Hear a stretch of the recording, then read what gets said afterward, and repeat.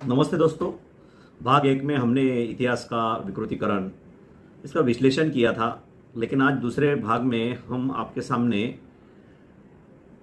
साम्यवाद के संदर्भ में मतलब कम्युनिज्म के बारे में हम आपके सामने कुछ तथ्य रखने जा रहे हैं।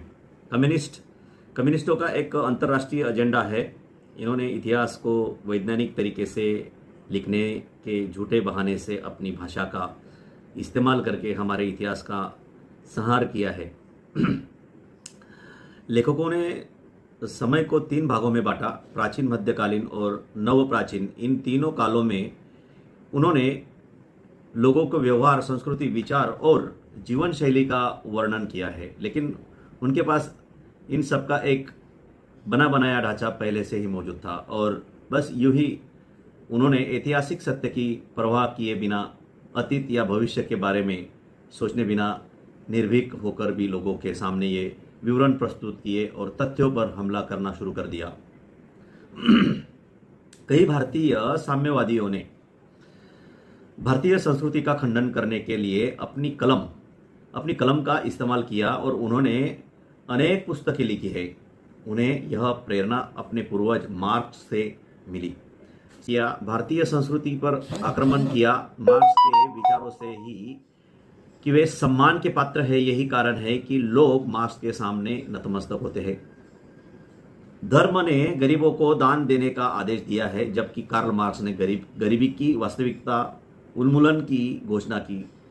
आर्थिक दृष्टि से भी ऐसा विचार पहले किसी ने नहीं दिया।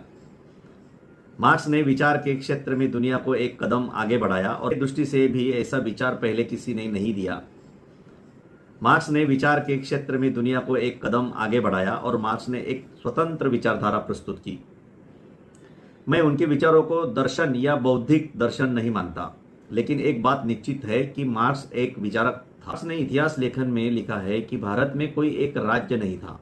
भारत को मंगोल और अंग्रेजों ने एक राज्य दिया। आज हम भी कहते हैं कि प्राचीन काल में भारत में कोई एक राज्य नहीं था।